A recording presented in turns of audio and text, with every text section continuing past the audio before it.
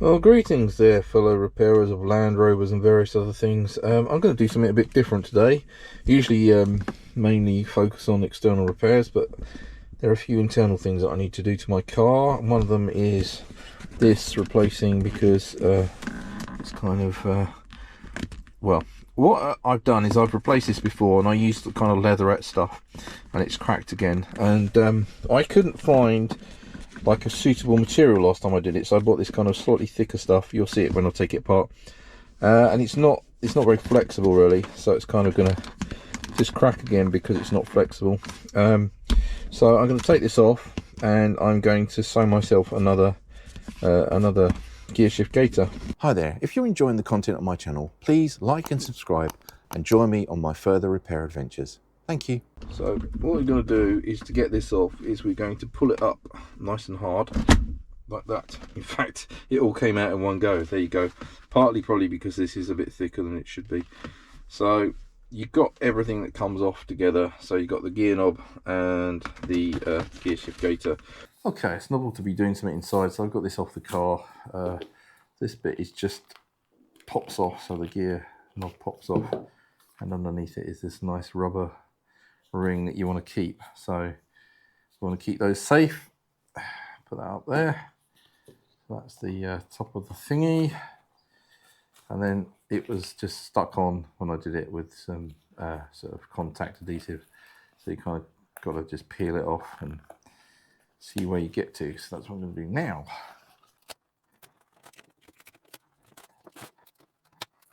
So once you've got that separated, obviously we're going to use that again and keep hold of it. I might clean it up and get some of this glue off, but that's basically the base plate for attaching it.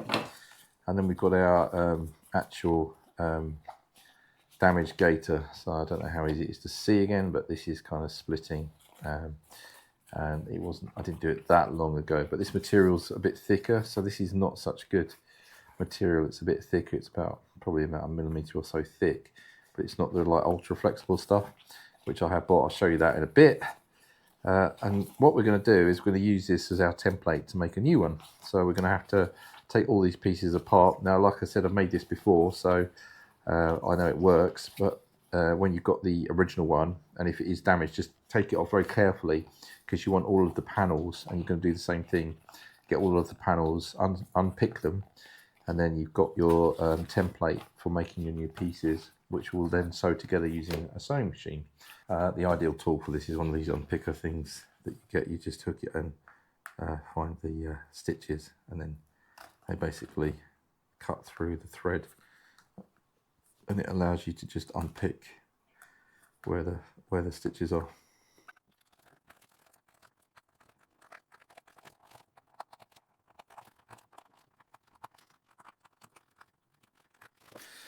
It's just very long-winded once you've done a bit, and you just keep going until you've got all the bits separated. Right, just for sanity's sake, make sure that you mark everything up. Didn't say that earlier, but obviously let's just, make sure that we've marked it out. Otherwise you can't make it again, or it'd be very confusing and take you a bit of time. So take pictures, as well as, like, I marked this, like, so I've got left 1, 2, 3, 4, 5, and then that's the rear piece. So the rear piece sits at the back, so that's got the cutout in it. So just make sure you know which bits you've got. Exciting stuff. We've got everything apart. We've got our nice templates now, and even if we mix them up, we know roughly what order they should be put back together in. So we're going to use these to cut out our replacement material. This is what I found on Amazon. I think this is the closest kind of thing I can find. It's much thinner and more flexible, so I'm hoping that will make a better thing. And it's also got like the leather. So what we're going to do when we're ready is we're going to mark these out as new templates onto the rear of this material. Obviously make sure you do it around the same way, so that this is the inner face and that's the outer face, so make sure it's matching that. Make sure you give yourself a little bit of a margin.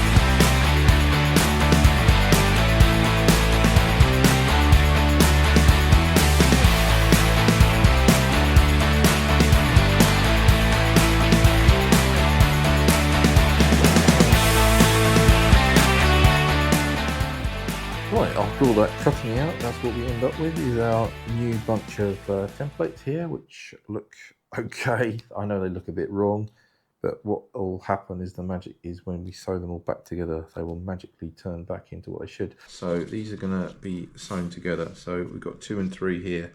Make sure you get them round the right way. Check your pattern, but you can see that like there's a notchy bit on the end that matches. And then we're going to sew along this seam here to make sure that they're joined together. So that's what I'm going to do there. I'm going to start there, and then we're just going to keep going, and in the end we're going to end up with something joined up. If you haven't used a sewing machine before, then practice before doing this.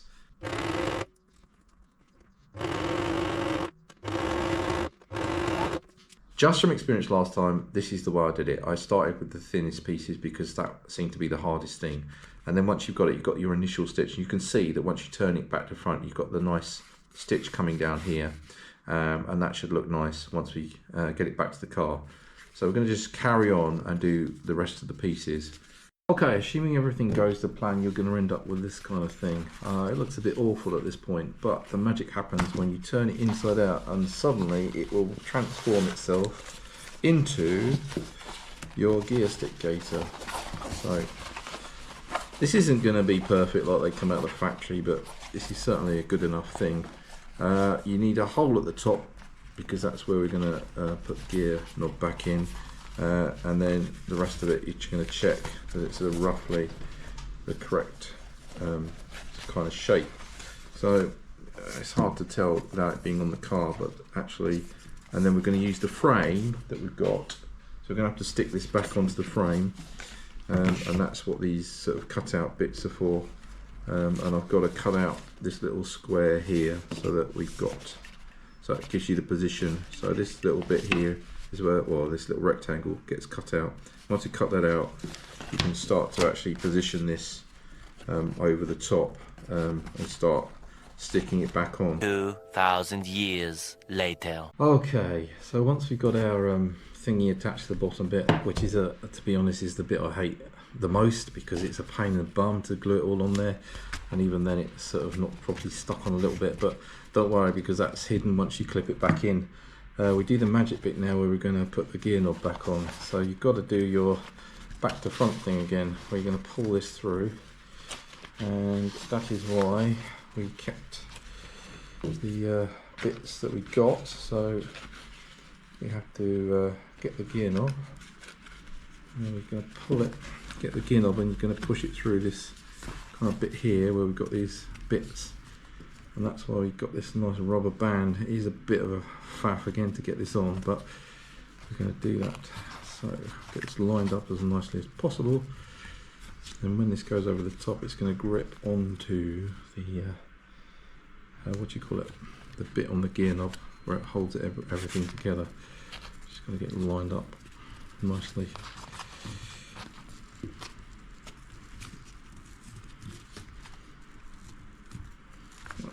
Which is the fun bit, because we're going to get this over the top to make sure that we've got all of the bits of material underneath it.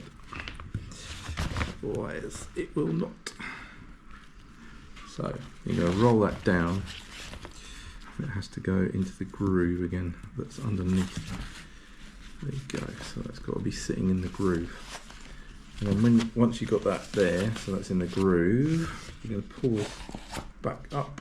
So look at that, making yourself a brand new gear stick gaiter for your Land Rover Discovery 3.